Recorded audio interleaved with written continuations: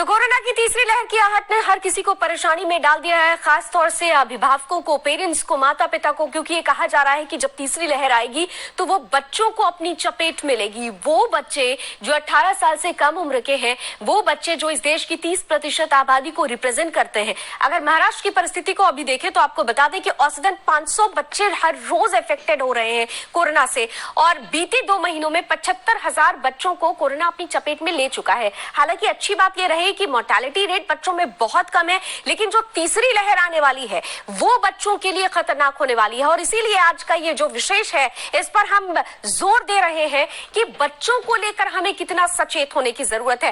तीनों विशेष डॉक्टर्स हमारे साथ जुड़े हुए हैं। एक बार फिर से पैनल के पास चलते हुए डॉक्टर राजेश, आपके पास आना चाहती हूँ।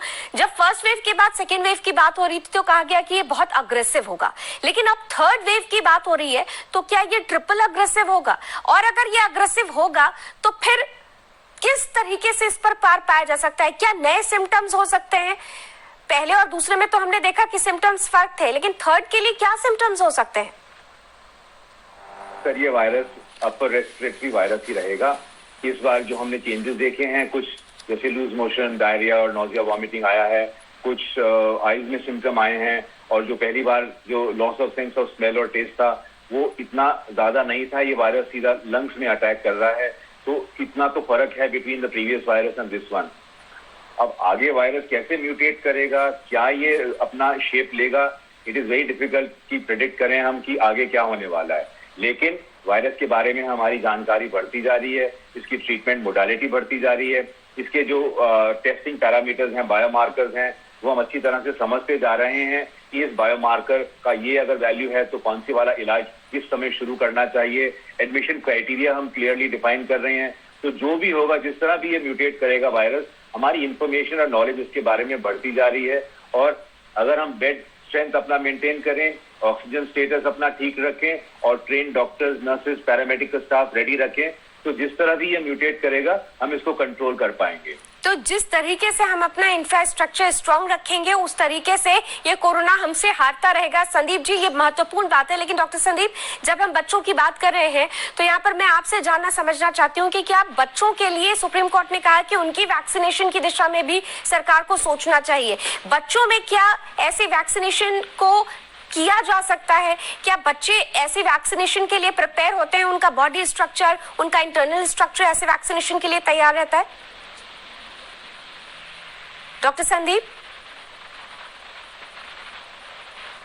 डॉक्टर संदीप की आवाज हम तक नहीं पहुंच पा रही है। डॉक्टर संदीप पटेल। हेलो जी डॉक्टर संदीप जी डॉक्टर पटेल। जैसा कि आप लोग सभी जानते हैं कि पूरे वर्ल्ड में वैक्सीनेशन बचपन से ही स्टार्ट हो जाता है। एट द बर्थ आप बीसीजी, हेपेटाइटिस बी और पोलियो का वैक्सीन देते हैं। और अधिकांशतः वैक्सीनेशन के बारे में भी इंडिया में बात की जाए तो बच्चों को ही लगाया जाता है वैक्सीनेशन अभी तक। लेकिन क्या है, कोरोना वैक्सीन के बारे में बच्चों में सेफ्टी प्रोफाइल नहीं आया है, इसलिए इसके बारे में कोई भी विचार या कोई भी विवेचना सिर्फ सेफ्टी प्रोफाइल के बाद ही की जा सकती है। और जब यदि वैक्सीन जो बनाने वाली कंपनी है वो यदि ये गाइडलाइन दे देती है कि इस एज के बच्चों को लगाई जा सकती है, उस दिन से आप वैक्सीनेशन कर सकते हैं। पर अभी तक जैसा कि आप देख रहे हैं, प्रेग्नेंट लेडी को और बच्चों को, इसके लिए अभी तक कोई भी गाइडलाइन नहीं दी गई किसी भी वैक्सीन मैन्युफैक्चरर द्वारा। तो ऐसी गाइडलाइन जी डॉक्टर पटेल। वैक्सीनेशन बच्चों में होता है, बहुत सारी बीमारियों के वैक्सीनेशन बच्चों को लगाए जाते हैं, तो इसीलिए इस दिशा में भी सोचने की जरूरत है। इसीलिए मैंने कहा कि अगर ये कहा जा रहा है स्वास्थ्य मंत्रालय की तरफ से कि थर्ड वेव में बच्चे अफेक्टेड होंगे, तो फिर बच्चों की वैक्सीनेशन के लिए हमें सोचना होगा। डॉक्टर बंसल, आपके पास आते हुए हम ये देख रहे हैं कि हमारे सामने बहुत सारे जो मेडिकल इंफ्रास्ट्रक्चर की जो कमियां नजर आ रही हैं, आप लोग भी बार बार कह रहे हैं कि उन कमियों को दूर करके ही हम इस कोरोना वायरस से लड़ सकते हैं। हमें अपने हथियार मजबूत करने की जरूरत है।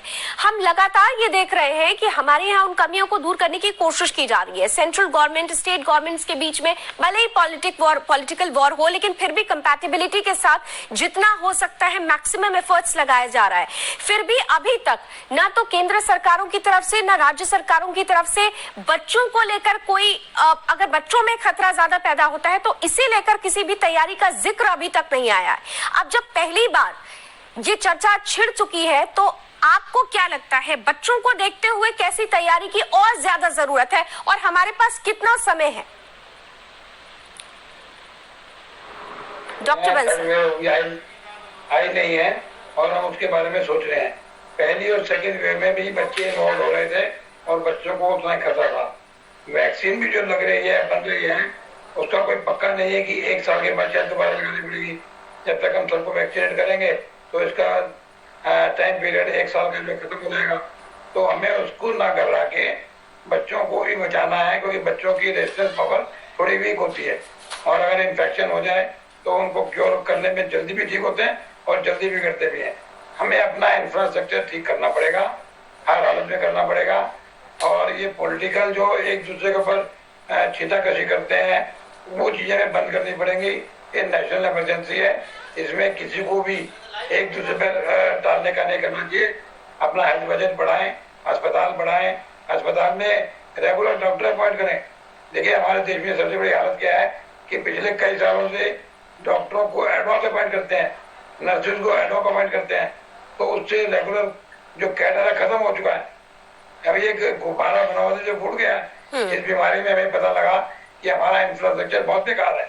तो आप सबको तेजी से मिलके अच्छे से बजट बना के इंफ्रास्ट्रक्चर ठीक करेंगे तो कोई भी वायरस आ जाए, कोई भी बैक्टीरिया आ जाए, हम उसका मुकाबला कर सकेंगे। हमें डरने की जरूरत नहीं है। 90% वायरस जो फर्स्ट फेज का, सेकेंड फेज का या थर्ड फेज का अपने आप नॉर्मली ठीक हो जाता है सिंपल ट्रीटमेंट से। जो कुछ लोग 5 to 10% जिनका हमें ध्यान रखना है, जिसमें बच्चे भी हैं, बूढ़े भी हैं, उनके लिए अरेंजमेंट करें, बेड लगाएं, अस्पताल बढ़ाएं, पैरामेडिकल स्टाफ बढ़ाएं, दवाइयाँ प्रॉपर क्वांटिटी में हो। क्योंकि वैसे कारण में दवाइयाँ गायब हुई हैं और इंटरनेट या व्हाट्सएप के बेसिस पर ना जाए, क्योंकि उसमें बहुत कुछ चलता है और उससे लोग घबरा जाते हैं या अपने आप ट्रीटमेंट लेने लगते हैं। एक और बहुत बड़ी चीज हमारे देश में ये होती है, केमिस्ट जो है बिना प्रेस्क्रिप्शन के दवाइयाँ देते हैं और लोग अपने आप दवाई इकट्ठी करके खाने लगते हैं। इस चीज से बचना चाहिए। दवाइयाँ इकट्ठी नहीं होनी चाहिए और क्वालिफाइड डॉक्टर के प्रेस्क्रिप्शन पर ही दवाई मिले। अब जैसे स्टेरॉइड है, किसी ने कहा कि स्टेरॉइड बहुत अच्छे हैं, हर एक आदमी स्टेरॉइड लेने लगा और स्टेरॉइड लेने से कई बार नुकसान भी होते हैं बहुत ज्यादा फायदे के साथ साथ। तो अपने क्वालिफाइड डॉक्टर के टच में रहें, कोई भी प्रॉब्लम हो उससे बात करें, सरकार के नजदीक के अस्पताल में जाए और जैसा वो लोग कहें उसका अपना इलाज करें, उसकी प्रिकॉशन लें। बिल्कुल, उस वैसे ही प्रिकॉशन ले और उसके हिसाब से आगे बढ़े। लेकिन यहाँ पर जैसे आपने कहा कि आजकल खासतौर से डॉक्टर राजेश, खासतौर से ये कहा जा रहा है कि इम्यूनिटी बहुत ज्यादा बूस्ट करने की जरूरत है। बीच में कुछ चर्चाएं ऐसी भी चलने लगी थी कि ज्यादा इम्यूनिटी भी खतरनाक हो सकती है। मैं चाहूंगी कि आज इस विषय पर भी थोड़ा प्रकाश डालें, क्योंकि जनरली हम ये देख रहे हैं कि लोगों में कोरोना का डर इतना ज्यादा हो गया है कि इम्यूनिटी बूस्ट करने के लिए हर चीजों को वो अपनी बॉडी पर अप्लाई कर रहे हैं। एक तरीके से टेस्टिंग लैब बन गई है। वो फिर आप एलोपैथिक भी ले रहे हैं, होम्योपैथ भी ले रहे हैं, आयुर्वेद भी ले रहे हैं। तो एक कहा जा रहा है कि ज्यादा इम्यूनिटी डेवलप हो जाएगी तो उससे भी नुकसान हो सकता है। इस बात से आप कितना सहमत हैं डॉक्टर राजेश?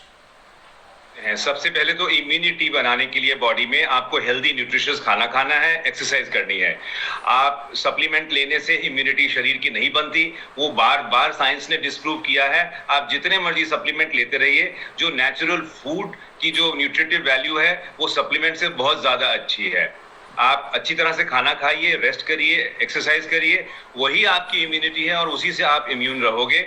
और healthy normal thinking, positive thinking और थोड़ा सा माइल्ड सोशल इंटरेक्शन करके उसी से आप फिट रहते हैं, क्योंकि आप चीयरफुल रहते हैं और आपका शरीर तंदुरुस्त रहता है। सप्लीमेंट लेने की कोई जरूरत नहीं है, क्योंकि बार बार साइंस ने प्रूव किया है कि सप्लीमेंट कोई ज्यादा बॉडी की इम्यूनिटी नहीं बढ़ाते। ये सब धोखा है। दूसरी बात, इम्यूनिटी ज्यादा एक्सेसिव होने की वो एक दूसरा सिचुएशन है जिसको हम एलर्जी कहते हैं। बेसिकली कभी कभी एलर्जिक रिस्पॉन्स होते हैं कि स्नीजिंग हो गई, जैसे अस्थमा हो गए, ये एलर्जी है जिसमें कहते हैं कि इम्यूनिटी ज्यादा होती है। ज्यादा भी नहीं होती, कुछ कुछ चीजों के खिलाफ बॉडी रिएक्ट करती है। एक्सेसिव इम्यूनिटी जैसी कोई चीज नहीं है। It is just that the immune response is such कि किस चीजों को वो रिएक्ट कर जाती है, चाहे वो पोलन हो, कुछ फूड आइटम हो, कुछ ऐसी चीजें हो जिससे शरीर एलर्जिक होता है। लेकिन इम्यूनिटी के लिए हार्ड वर्क करना है, आपको अच्छी तरह से तंदुरुस्त खुद रहना है। बाकी आउटसाइड एजेंट्स की मदद की आपको कोई जरूरत नहीं है। आउटसाइड एजेंट्स की मदद की कोई जरूरत नहीं है, लेकिन डॉक्टर संदीप पटेल, हम तो यहाँ ये देख रहे हैं, हम बच्चों पर बात कर रहे हैं, यहाँ हम ये देख रहे हैं कि खुद तो इम्यूनिटी डेवलप करने के लिए ये जिस आउटसाइड एजेंट्स की बात कर रहे हैं डॉक्टर राजेश, खुद तो ले रहे हैं, बच्चों को भी दे रहे हैं और कुछ ज्यादा ही दे रहे हैं। क्या ये बच्चों के लिए हार्मफुल हो सकता है? संदीप जी। बिल्कुल, मैं तो यही बोलूंगा आपसे कि आप हेल्दी फूड खिलाएं बच्चे को, वो ज्यादा अच्छा है, जिसमें सब्जियां हो और प्रोटीन रिच हो।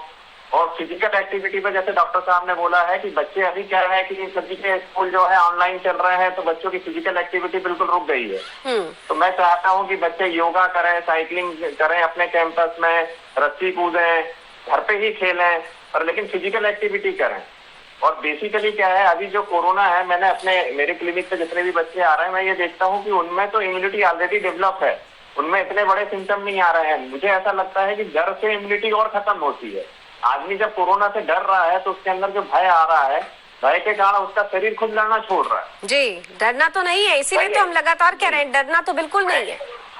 एडल्ट में यानी बड़ों में और बच्चों में मैं यही कंपैरिजन देख रहा हूँ कि बच्चे जो हैं बिल्कुल निश्चल हैं, उनके मन में कोई भय नहीं है, वो खेलते कूदते उस बीमारी से लड़ रहे हैं। लेकिन सर, महाराष्ट्र का भी मैंने जिक्र किया था, लेकिन डॉक्टर संदीप, तो नहीं, मुझे कुछ होगा तो नहीं, मेरे फेफड़े खराब तो नहीं होंगे जी, इसके अलावा कोई क्वेश्चन ही नहीं चलता उनके। लेकिन डॉक्टर संदीप, महाराष्ट्र का मैंने अभी एक एग्जाम्पल दिया, आपने भी सुना कि औसतन देखा जा रहा है कि हर रोज 500 बच्चे इफेक्टेड हो रहे हैं। 2 महीने में 75,000 बच्चे इफेक्टेड हुए। इसमें कोई दो राय नहीं है कि मृत्यु दर सबसे कम है बच्चों में, लेकिन इफेक्टेड हो रहे हैं बच्चे, और वो बच्चे सुपर स्प्रेडर का काम कर रहे हैं। यस, मैं इसी चीज पे आने वाला हूँ कि ये अपने को यही चीज देखना है कि सुपर स्प्रेडर बन रहे हैं, उनसे हम बाकी के लोगों को कैसे बचाएं। मुझे चिंता अपने बच्चों से ज्यादा ये है कि बच्चों के जिस घर में वो जा रहे हैं, वहाँ पे बुजुर्ग हैं, उनके माँ बाप हैं, जिनमें मार्टिलिटी ज्यादा है, जो हाई रिस्क पेशेंट है, जिनको डायबिटीज है, ब्लड प्रेशर, उनसे बच्चों से उनको कैसे बचाएं।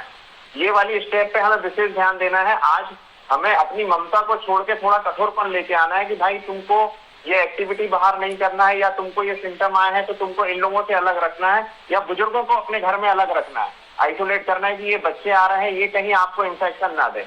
अभी बहुत से केस मेरे सामने ऐसे आए हैं कि बच्चा घर में जाता है और उसके परिवार वाले जो है इन्फेक्टेड हो जाते हैं, बच्चे को तो कुछ भी नहीं हुआ, एक दिन फीवर आया, हल्का सा थ्रोट पेन हुआ, अपने आप ठीक हो गया, बच्चे को कुछ भी नहीं हुआ, लेकिन उनके माँ बाप या उनके दादा दादी बीमार होकर आईसीयू में एडमिट हो गए। तो बेसिकली क्या है कि हमारा टारगेट जो है कि उनसे जो स्प्रेड हो रहा है उसके ऊपर विशेष ध्यान देना है। अभी आप जैसे बोल रहे थे बच्चों में टीकाकरण से ज्यादा मैं इसलिए फोकस कर रहा हूँ बड़ों में कि अभी मॉर्टेलिटी जो है वो बड़ों में बहुत ज्यादा है जी। चलिए, इसलिए मेरा जी, जो भी वैक्सीन है अभी उसके बारे में यही कहा जा रहा है कि वो स्प्रेड होना रोके या ना रोके, लेकिन बीमारी की सीवियरिटी को कम कर रही है और मॉर्टेलिटी को कम कर रही है। बिल्कुल, यानी कुल मिलाकर हमें डरना नहीं। आप तीनों डॉक्टर्स ने जितनी बातें कही उसमें 2 बातें महत्वपूर्ण हैं। एक तो डरना नहीं है, बिना डरे हर सिचुएशन से अपने आप को लड़ने के लिए तैयार रखना, और दूसरा अपने मेडिकल इंफ्रास्ट्रक्चर को सबसे मजबूत करना है। बहुत आप सभी ने महत्वपूर्ण जानकारियां दी, लेकिन इन सबके बीच एक बड़ी और जानकारी आ रही है, ब्रेकिंग न्यूज आ रही है, जरा रुक कर लेते हैं।